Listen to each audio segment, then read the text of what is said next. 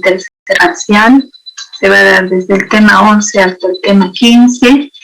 Y ya lo que vayamos a avanzar ahora, más otros temas que en su momento seguro vamos a definir, van a ser ya para el examen final.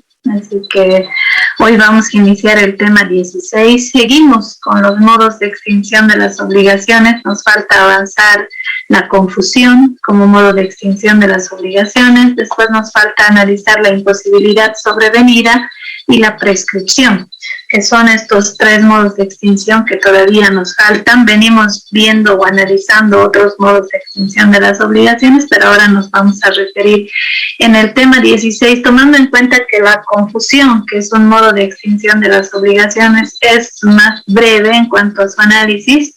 En ese mismo tema 16, que les voy a enviar ahora este listado de temas desde el 16 ya en adelante, pues van a ver que en el tema 16 está dividido en dos partes. Una primera parte lo vamos a dedicar a este modo de extinción de las obligaciones llamado confusión, y una segunda parte lo vamos a dedicar a la imposibilidad sobrevenida. Nuestro Código Civil en el artículo 351, inciso 6, le da el nombre de imposibilidad sobrevenida a este modo de extinción de las obligaciones.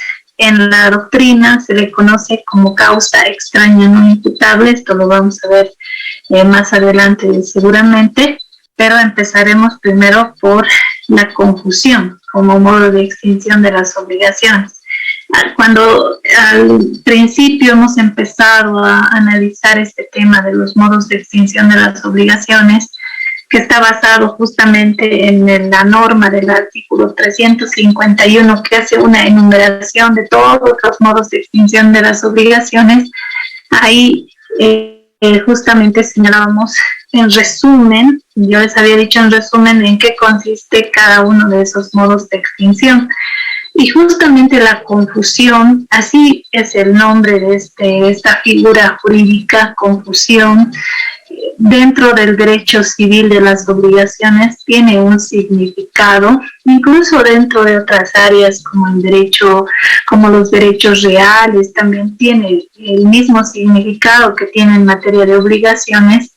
¿Y en qué consiste este modo de extinción de las obligaciones llamado confusión? Porque hasta ahora venimos analizando el pago o cumplimiento, hemos visto lo que es la novación, lo que es la compensación, ¿no? Lo que es la remisión, condonación o perdón de la deuda como modos de extinción de las obligaciones. Y la confusión es un término que en materia jurídica significa una cosa distinta a lo que puede significar en otras áreas, ¿no? Del derecho o de la ciencia, porque para nosotros en el derecho, confusión quiere decir reunión o unión, ¿no? Y en materia de obligaciones, la confusión se presenta cuando en una misma persona se reúnen las cualidades de ser acreedor y deudor. Parece algo absurdo, tomando en cuenta de que los sujetos de la obligación son el sujeto activo y el sujeto pasivo. Si una parte es sujeto activo acreedor y la otra parte es sujeto pasivo deudor, ¿cómo puede o qué circunstancia hace de que en una sola persona se puedan reunir las cualidades de ser acreedor y deudor? Es como si yo fuera acreedor, ustedes fueran mi deudor o viceversa, y luego ocurre un hecho y yo me vuelvo acreedor y deudor al mismo tiempo. O sea, en una sola persona se reúnen las cualidades de ser sujeto activo y sujeto pasivo.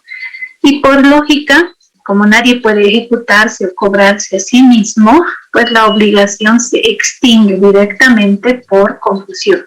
Pareciera una figura rara esta de la confusión, pareciera absurdo incluso pensar que siendo los sujetos de la obligación el sujeto activo y el sujeto pasivo, pueda ocurrir algo que haga que se reúnan en una misma persona el ser acreedor y deudor, pero lo vamos a ver ahora cómo sí puede pasar esto, ¿no? Y por eso es que el artículo 351 del Código Civil pone a la confusión como un modo de extinción de las obligaciones. Entonces, como les decía en un inicio, En este tema 16 vamos a analizar dos modos de extinción de las obligaciones. Por un lado, la confusión y por otro lado, la imposibilidad sobrevenida.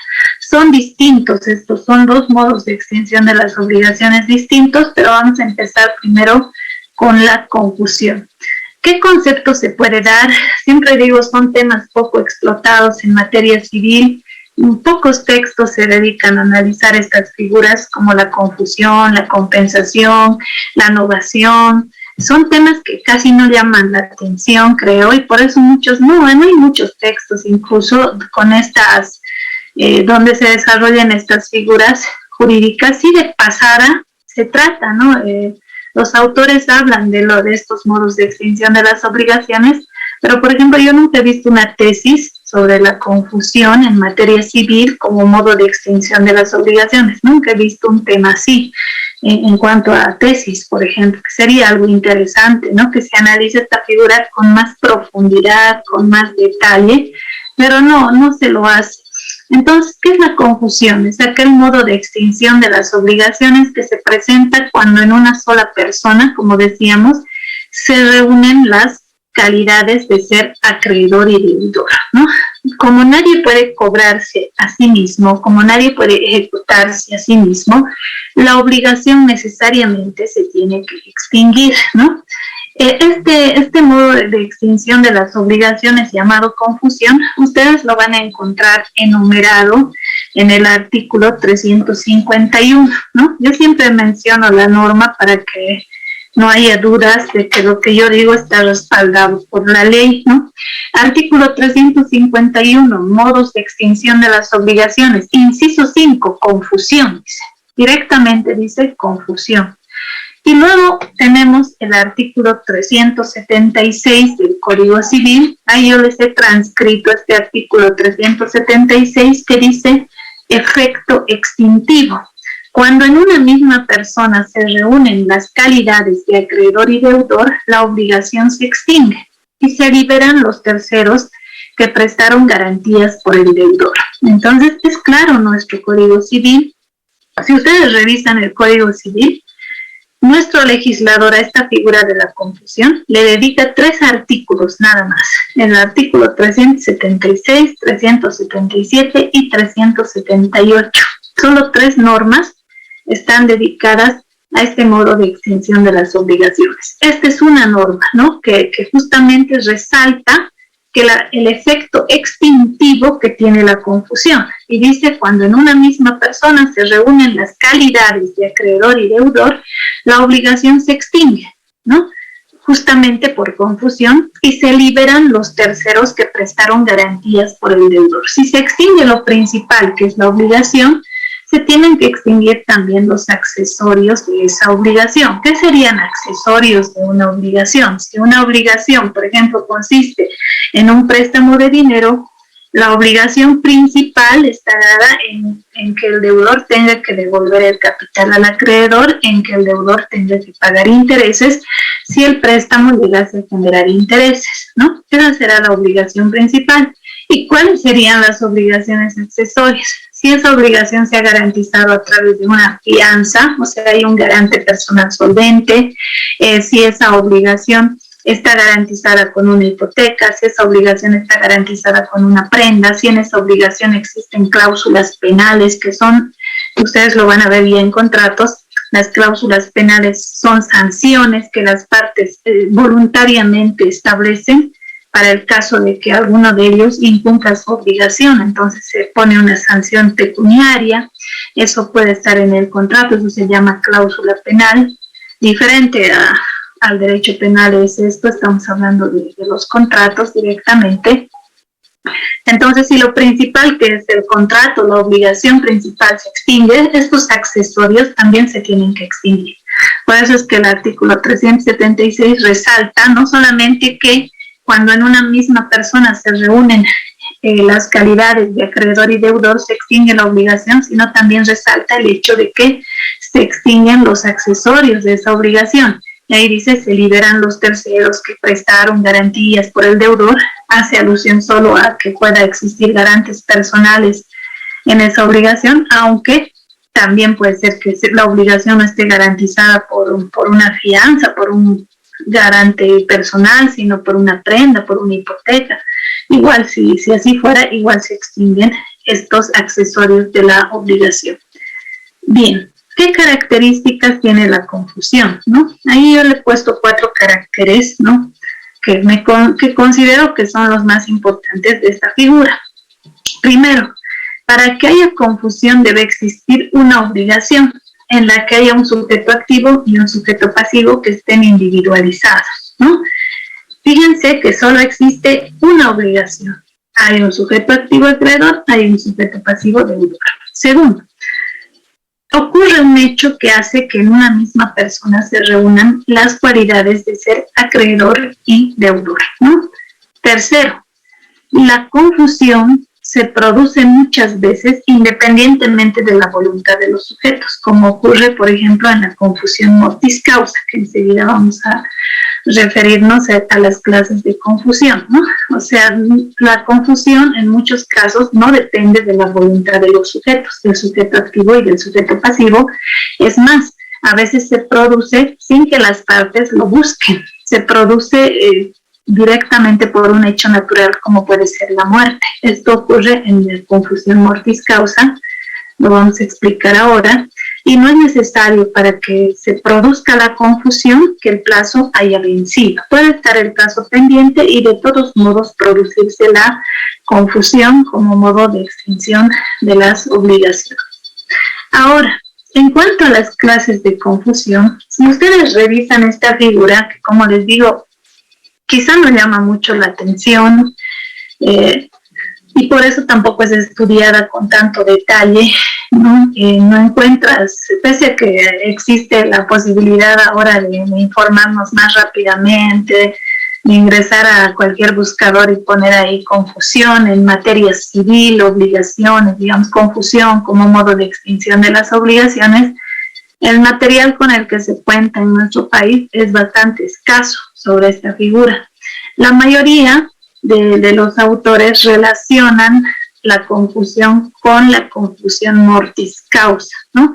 Y nos dicen que este modo de extinción de las obligaciones se presenta generalmente mortis causa, o sea, por causa de muerte, cuando el hijo o hija es acreedor del padre o de la madre, ¿no? O viceversa, el padre o la madre son acreedores del hijo o hija que es deudor o deudora y uno de ellos fallece. Entonces, si uno de ellos fallece, como el hijo, digamos, fallece el padre y como el padre era deudor de su hijo y el padre fallece, el fallecimiento del padre va a ocasionar que se transmite el patrimonio del padre al hijo, porque es su heredero. Entonces, como el hijo era acreedor y el padre era su deudor, si el hijo va a heredar todo el patrimonio de su padre, entonces ya no existe obligación. ¿Por qué? Porque ese heredero, ¿no?, al convertirse con la muerte de su padre en heredero, automáticamente hereda el patrimonio de su causante, y si recibe el patrimonio de su causante, pues automáticamente también se habría producido la confusión, ¿no? Y ya no hay la posibilidad de cobrar a alguien que ha muerto y del cual has recibido su patrimonio. Entonces la confusión, siempre que en los textos revisamos esta figura confusión como modo de extinción de las obligaciones, está más relacionada a la confusión mortis causa. Ustedes entran y vean confusión como modo de extinción de las obligaciones y la mayoría de lo que se escribe está relacionado a esta clase de confusión mortis causa. Y la confusión intervivos o entre personas que están vivas también puede existir, pero se la pone como en un segundo plano, como si fuera menos frecuente, no voy a decir menos importante, sino menos frecuente que la confusión mortis causa. En la confusión intervivos, ¿no?, esta se puede derivar de un contrato o un convenio. Un ejemplo de confusión intervivos, por ejemplo, el acreedor al cual se le debe una determinada cantidad de dinero, ¿no?, y este acreedor ha obtenido de su deudor una garantía hipotecaria. O sea, este acreedor ha hipotecado un bien inmueble de su deudor. La hipoteca es un contrato de garantía, ¿no? No existe por sí sola, así como la prenda, la fianza, la hipoteca, la anticresis, no existen por sí solas, existen para garantizar otra obligación, son contratos de garantía, la hipoteca, la prenda y la fianza. Entonces, en este caso tenemos a un acreedor al cual se le debe un capital, pero este acreedor en el contrato ha conseguido que es una hipoteca sobre un bien inmueble del deudor. Vamos a suponer que el deudor no le pague. El acreedor le lleva a juicio. Inicia un proceso ejecutivo. ¿Se acuerdan que este proceso hablábamos la última clase de lo que es un proceso ejecutivo, que es un juicio que se utiliza para cobrar deudas, ¿no? Inicia un proceso ejecutivo. En este proceso ejecutivo, los procesos ejecutivos casi siempre dan la razón al acreedor. Casi siempre es así, porque el acreedor tiene un título, o sea, tiene un título ejecutivo, eso dice nuestro Código Civil, tiene un documento que acredita que otra persona le debe. Y si ese documento ya está en la categoría de título ejecutivo, el acreedor, al iniciar su demanda ejecutiva, lo va a citar el juez al deudor. Bueno, le va a dar al deudor, el juez va a emitir un auto intimatorio, así llamamos, donde le da un plazo fatal para pagar. Caso contrario, le anuncia que se van a rematar sus bienes una vez que termine el proceso, ¿no? Porque tiene que haber sentencia primero. Entonces, en ese caso, vamos a suponer el acreedor ya ha ganado el proceso, el juez le ha dado la razón, le ha ordenado al deudor pagar, en ese plazo fatal que le ha dado el deudor no ha pagado, llegan a la etapa de el remate de los bienes, ¿no? En este caso hay un bien inmueble que ha sido hipotecado y el acreedor en esta etapa del proceso donde ya se va a ejecutar los bienes del deudor, se los va a rematar para pagar la obligación, el acreedor decide adjudicarse ese bien, ¿no? Como ocurre muchas veces también, ¿no? Se va a remate, por ejemplo, los bancos hacen eso cuando les conviene. Cuando hacen estos procesos ejecutivos, si el bien inmueble está en una zona comercial, el bien inmueble que se va a rematar, digo, ¿no? Está en una zona comercial, está en una zona que está a la calle, en una avenida, que a ellos les conviene tener ahí una sucursal, se adjudican, lo compran. Entonces ellos mismos se adjudican ese bien inmueble. Ahora, imagínense, en este caso el acreedor, que ya ha seguido todos estos pasos en contra del deudor y ha hecho su proceso. Además, al año van a ver que estos procesos ejecutivos están dentro de los llamados procesos monitorios. Son varios. Ahí está el proceso ejecutivo dentro de los juicios llamados monitorios, que son juicios de tramitación más rápida. Son rápidos en cuanto a su tramitación y en estos procesos, ¿no? Tanto en el ejecutivo y más aún en el coactivo, que también es un juicio que se utiliza para cobrar deudas, hay diferencias entre ambos, claro, pues la idea es ejecutar los bienes del deudor para hacer que el acreedor sea satisfecho en su derecho de crédito. Entonces puede haber aquí en este caso una confusión inter vivos, cuando el acreedor, en este caso, que ya ha hecho este proceso judicial, que ya ha hecho su proceso ejecutivo, en el cual el juez le cita al deudor, porque en todo proceso el deudor debe tener derecho a la defensa, ¿no? Pero ocurre en estos juicios monitorios, como en el proceso ejecutivo, por ejemplo, donde este deudor lo único que puede hacer es oponer excepciones, nada más, no tiene otro mecanismo de defensa que simplemente el oponer excepciones, ¿no? Y las excepciones señaladas en el Código Procesal Civil. O sea, este deudor está cerrado por todo lado en cuanto a su defensa es bien reducida, es diferente a los juicios ordinarios donde el deudor o donde el demandado, puede defenderse acudiendo a varias herramientas. Aquí no, aquí les dice, pues bueno, en el proceso ejecutivo la única defensa es oponer tales excepciones, nada más, en tanto tiempo, ¿no? Pero, y aún así, el proceso sigue su tramitación hasta el final, y cuando se llega a la etapa de subasta y remate de los bienes, como ya hay un bien inmueble que ha sido hipotecado, si ese acreedor es un acreedor privilegiado porque ya tiene una garantía específica que es ese bien inmueble, el acreedor decide adjudicarse ese bien. Me voy a adjudicar ese bien para mí mismo. Entonces ahí, por ejemplo, se va a extinguir su derecho del acreedor al cobro de la deuda. ¿Por qué? Porque con ese bien se va directamente a producir la confusión, ¿no? En una misma persona, esto es algo que hay que entenderlo desde el punto de vista legal, ¿no? En una misma persona, en ese caso, se estarían reuniendo las cualidades de ser acreedor y deudor, por lo tanto, la obligación principal se extingue a causa de la confusión. Esa sería una confusión, un ejemplo de confusión inter vivos, ¿no?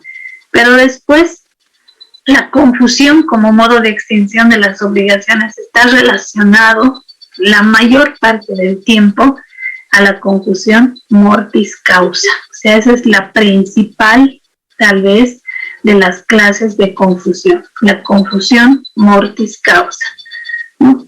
Fíjense que en materia de contratos, toda persona legal o toda persona legalmente capaz puede contratar. El artículo 483 del Código Civil permite que puede contratar, dice, toda persona legalmente capaz. Hay ciertos contratos que están prohibidos entre ciertas personas por determinada causa. Por ejemplo, la venta está prohibida entre cónyuges, ¿no? La donación está prohibida entre cónyuges también, y si se lo hace, se sanciona con nulidad. Los cónyuges pueden vender, donar a terceros, comprar de terceros, eso uno tiene libertad para contratar, ¿no? Pero lo que no pueden es venderse y comprarse entre ellos. Eso es la ley, lo prohíbe, y hay un motivo o varios por lo cual la ley prohíbe. Lo mismo la donación. A mi esposo no le puedo donar un vehículo o el donarme una casa. ¿Por qué? Porque esa ventana, esa donación nace con un vicio, que es un vicio de nulidad, y justamente esos contratos específicamente están prohibidos. Después hay prohibiciones en la ley, ¿no? Hay prohibiciones especiales de comprar, que eso ya lo van a ver después seguramente, quienes tienen estas prohibiciones especiales de comprar. Solamente es una prohibición de comprar. En cambio, de los cónyuges implica un doble acto. Está prohibido comprar y vender entre ellos, ¿no? Eso es diferente. En el caso de los contratos que se pueden firmar entre padres e hijos, no hay, digamos, esta prohibición de la ley, ¿no? Estoy tratando de explicar este punto de la confusión mortis causa para que se pueda entender bien, ¿no? Entonces, cuando a veces yo digo, el papá le presta al hijo o el hijo le presta dinero al padre, ¿no? O sea, así se presenta esta figura de la confusión mortis causa. Muchos me dicen, ¿pero acaso está permitido que un padre preste dinero a su hijo o un hijo preste dinero a su padre? ¿Acaso se puede contratar entre padres e hijos? Sí, se puede. No existe esta prohibición, que sí hay con relación a los cónyuges en determinados contratos, y que sí hay en relación a algunas autoridades, ¿no? Pero después entre padres e hijos se pueden hacer contratos. El único requisito, como dice el artículo 483, la regla es esa: puede contratar toda persona que sea legalmente capaz. La idea es que el hijo que va a contratar con su padre o el padre que va a contratar con el hijo tengan capacidad de obrar. Nada más es eso el requisito primero a cumplir, ¿no? Entonces, en la confusión mortis causa, vamos a poner un ejemplo. El hijo es acreedor del padre. El hijo en vida le ha prestado dinero al padre por documento, ojo, por documento, puede ser documento privado, documento público, no importa, pero le ha prestado dinero a su padre, ¿no? O a su madre. Entonces el hijo es acreedor y el padre o madre deudor o deudora, ¿no? Entonces la confusión se produciría, según lo que nos dice la doctrina y el Código Civil también en el artículo 376, cuando el padre muere. como el padre es deudor del hijo, muere el padre y el hijo le va a heredar el patrimonio del padre o de la madre, y ahí se produciría la confusión, ¿no? Es decir, el hijo ya no va a poder cobrar esa deuda. ¿Por qué? Porque está heredando los bienes del padre. Eso es lo que se nos explica en los textos. Hasta ahí llegan los textos, ¿no? Con esta explicación de la confusión mortis causa. Pero no es tan simple como parece, porque aquí podríamos ponernos a razonar. ¿Acaso el hijo será el único heredero primero, no?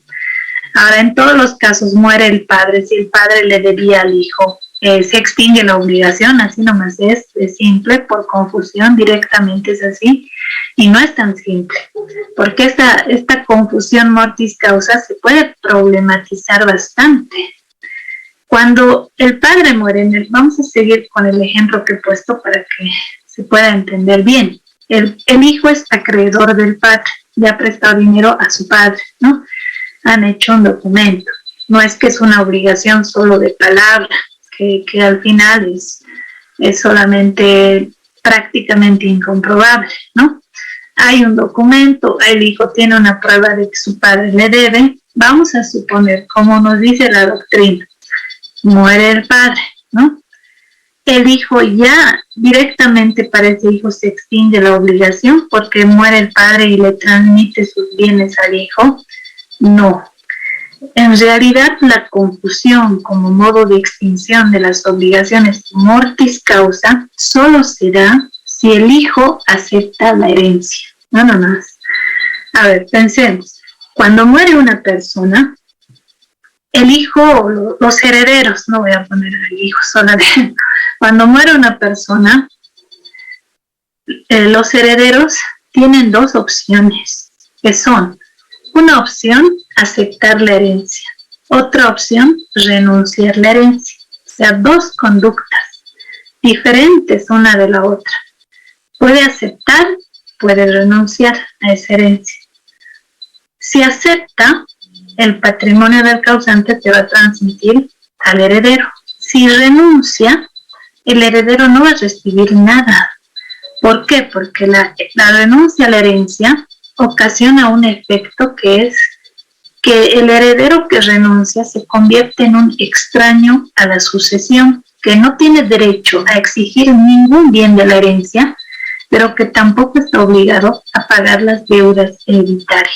Entonces, la renuncia a la herencia es una salida legal cuando hay muchas deudas en lugar de bienes, porque pareciera que al utilizar el término herencia, se lo entiende más en positivo. Herencia es que voy a recibir una fortuna, y no es así. La herencia, dependiendo del caso concreto, puede ser una herencia con bienes, pero también puede haber una herencia que tenga más deudas que bienes. Entonces, cuando ese heredero busca un abogado, el abogado le dice, o le tendría que decir, pues, ¿hace cuánto tiempo ha muerto el causante?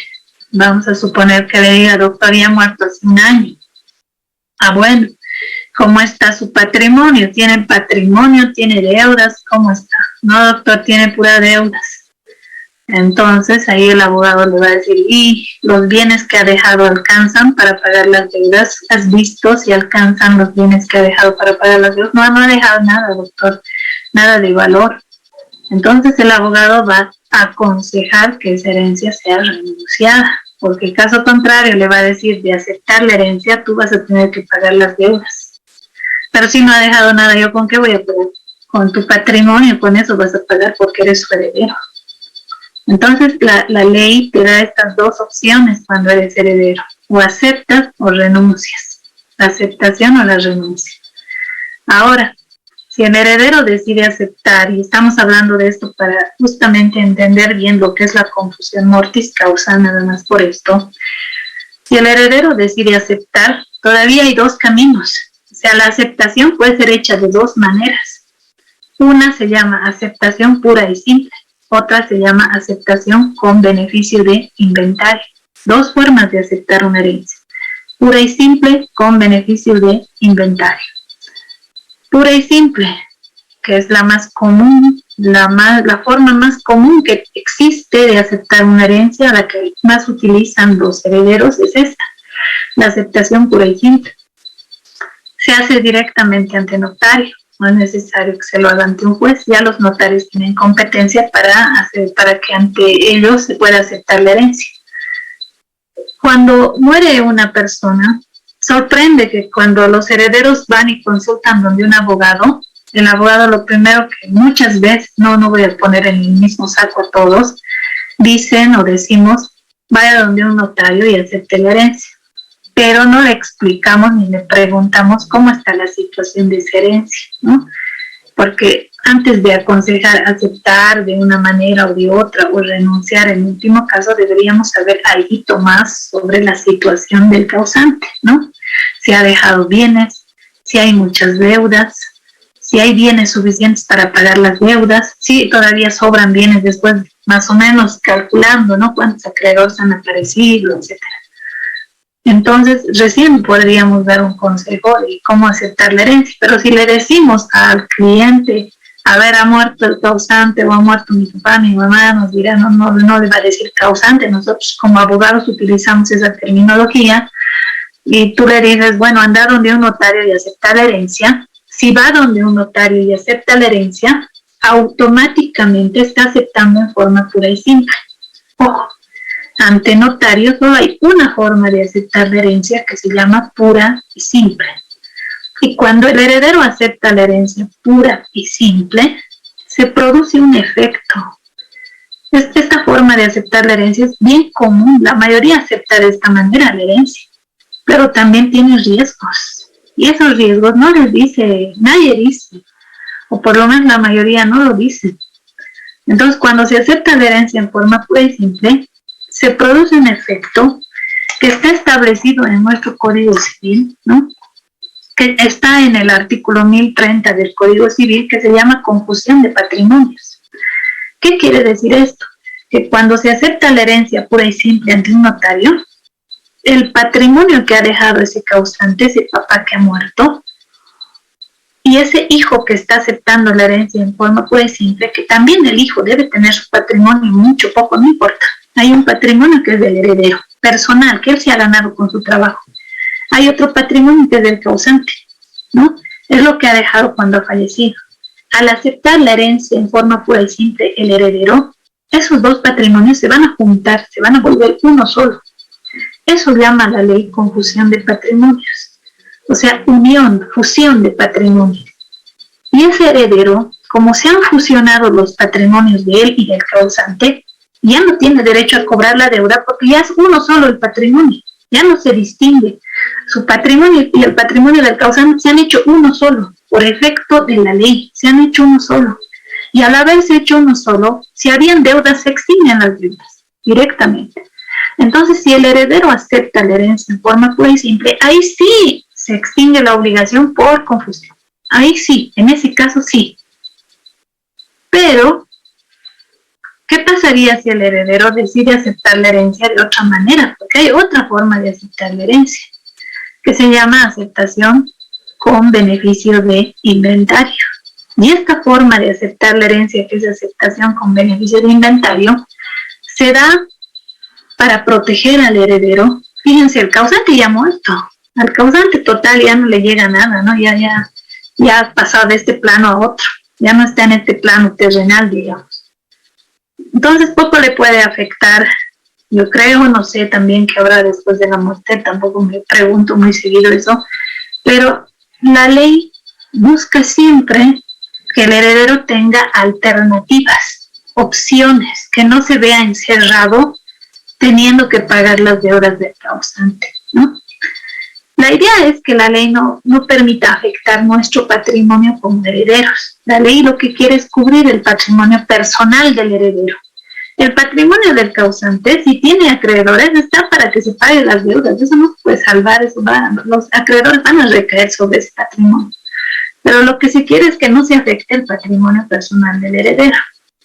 Cuando yo les decía, si el heredero acepta la herencia en forma pura y simple, ahí sí la obligación se extingue por confusión, porque se produce este efecto de que el patrimonio del causante y el patrimonio del heredero se fusionan, se vuelven uno solo. Pero si el heredero decide aceptar la herencia bajo beneficio de inventario, ahí no hay extinción de la obligación por confusión. No hay eso. ¿Por qué? Porque la aceptación de herencia bajo beneficio de inventario es otra manera de aceptar la herencia. Se presenta o se recomienda cuando la herencia tiene muchas deudas, ¿no? Hay mucho pasivo, hay muchas deudas. Y no falta quien le dice al heredero, si la herencia tiene muchas deudas, no te conviene aceptar pura y simple, porque si aceptas pura y simple, así como se ha extinguido la obligación que había entre el padre y el hijo, que el hijo era acreedor del padre y el padre era deudor, porque con la aceptación pura y simple se han fusionado los patrimonios del padre y el hijo. Cuando el hijo acepta en forma pura y simple, si el padre tenía acreedores, esos acreedores le van a cobrar al hijo. ¿Y con qué se van a cobrar? No solo con los bienes del causante, porque ya no se distingue para la ley cuáles son bienes del causante y cuáles son bienes del hijo. Sí se podrá distinguir, digamos, podemos saber, esta casa es mía, yo me echo con mi trabajo, aquello heredado, ¿no? Pero para la ley no hay esa diferencia. Para la ley uno solo es ese patrimonio. Entonces los acreedores bien pueden cobrarse con el patrimonio del causante, pero también pueden cobrarse con el patrimonio personal del heredero. ¿Por qué? Porque ese es el efecto de la confusión de patrimonio. Entonces es riesgoso. Aceptar una herencia en forma pura y simple puede ser riesgoso cuando hay muchas deudas y a veces no se dicen esas cosas. En cambio, la aceptación de herencia bajo beneficio de inventario, lo que la ley pretende es cubrir el patrimonio del heredero. Y el heredero cuidar su patrimonio personal, pero no del causante, del heredero, para que no le afecten sus bienes personales del heredero, los acreedores del causante. Y este modo de aceptar la herencia se da en favor de cualquier heredero. Cualquiera puede aceptar la herencia bajo beneficio de inventario, pero ya no es notarial, es judicial. Entonces, es a través de un proceso. Se hace en juicio esta aceptación, hay que levantar inventario de todos los bienes que ha dejado el causante, y el heredero, el efecto que produce esta forma de aceptar la herencia llamada aceptación bajo beneficio de inventario es la separación de patrimonio. Ahí el patrimonio del causante y el patrimonio del heredero se van a mantener separados, no se van a unir, no se van a fusionar. Entonces, si el padre, el causante, era deudor de su hijo, el hijo le va a poder cobrar esa deuda, incluso por la vía judicial, va a poder cobrarse su deuda sobre el patrimonio del causante. ¿Por qué? Porque los patrimonios no se han juntado. Para la ley siguen manteniéndose como patrimonios distintos. Uno el patrimonio del causante, otro el patrimonio del heredero. Y como el heredero era acreedor de su papá, entonces, como cualquier otro acreedor, el heredero también va a poder recaer sobre ese patrimonio que era de su papá para cobrarse la deuda. Ahí la obligación no se va a extinguir. Sí, compañero Jacob. Hola, ¿cómo está? Buenas noches. Bien, gracias. Doctora, respecto a lo que estaba indicando, si en este caso muere el causante, pero ¿qué pasaría con la esposa? ¿Ella no figuraría por una parte? Claro que sí. Sí. Gracias a usted, compañero. Sí, claro, fíjense cómo nosotros, y les decía esto, desde los textos se nos plantea una cuestión bien simple, ¿no? Que el padre le debe al hijo, el hijo le debe al padre, uno muere, el otro le hereda y ahí la deuda se extingue por confusión, pero no es tan simple, porque como justamente dice nuestro compañero, pueden haber otros herederos. Y si hay otros herederos, ¿no? Justamente ahí el hijo va a recibir una cuota aparte, porque la doctrina y los textos nos ponen solo en la hipótesis de que el padre muere y el hijo sea el único heredero. Pero no siempre ocurre esto, lo decíamos hace rato. A veces el hijo es un heredero más.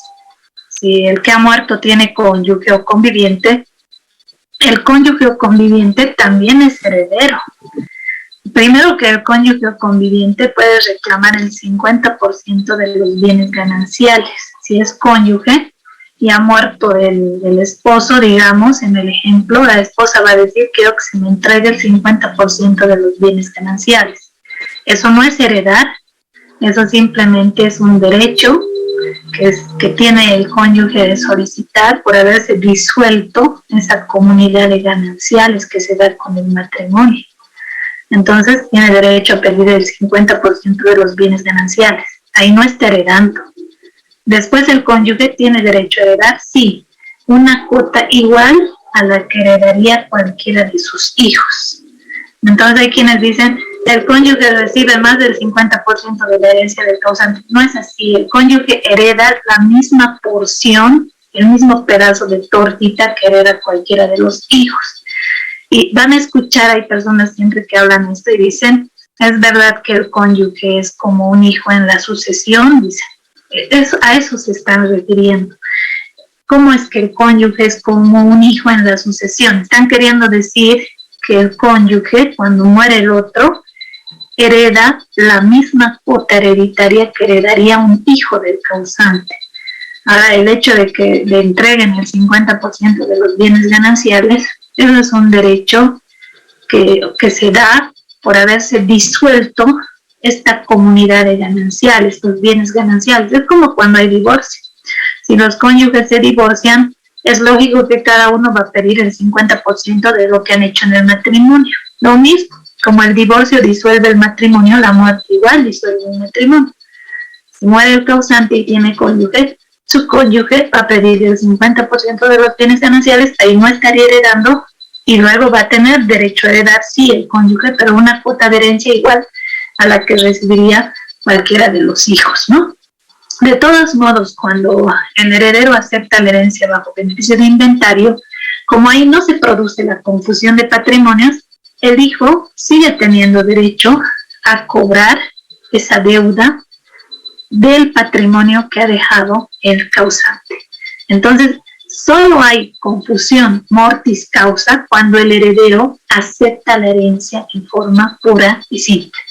Pero no hay confusión mortis causa, o sea, no existe un modo de extinción de la obligación cuando el heredero acepta la herencia bajo beneficio de inventario, porque en este modo de aceptar la herencia los patrimonios del causante y el heredero no se fusionan, no se unen, no se juntan. Y como no se juntan y son dos patrimonios distintos del heredero y del causante, las obligaciones que tenían uno respecto al otro subsisten, no se extinguen.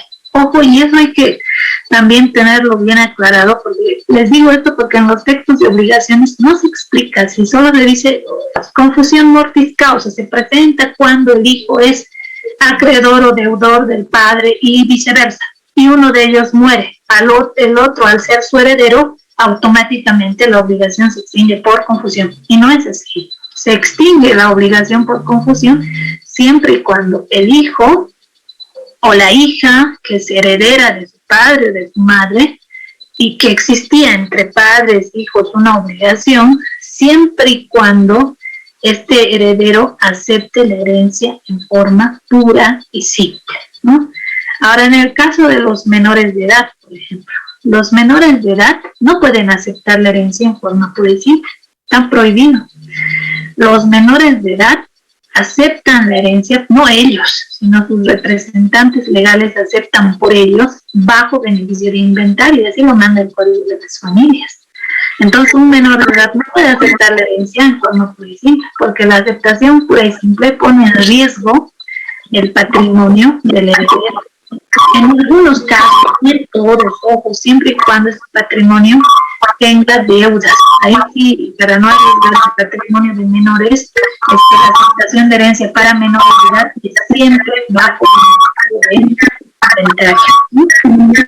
Después tenemos aquí los elementos de la confusión,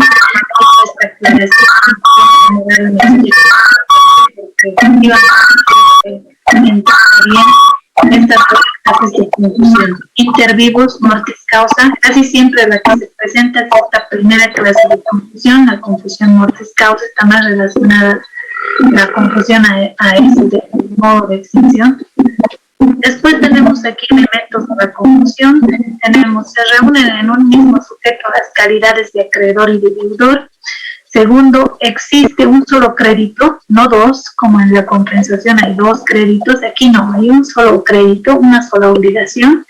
El crédito puede ser líquido o ahí quiero exigirle o no. Esto significa que no importa si el plazo ha vencido o no ha vencido, la confusión puede operarse incluso si el plazo está pendiente, como ocurre en la confusión mortis causa, donde uno no sabe cuándo se va a morir, porque la mayor parte de las veces se desconoce, ¿no? Y como a veces la muerte, la mayor parte de las veces ya no pasó, pues ahí la confusión puede darse como modo de extensión de las obligaciones, incluso antes de que el plazo de la obligación haya vencido. Bien. Ya, vamos a quedar aquí, rápido pasa el tiempo y me ha quedado tarde, pues, a ver,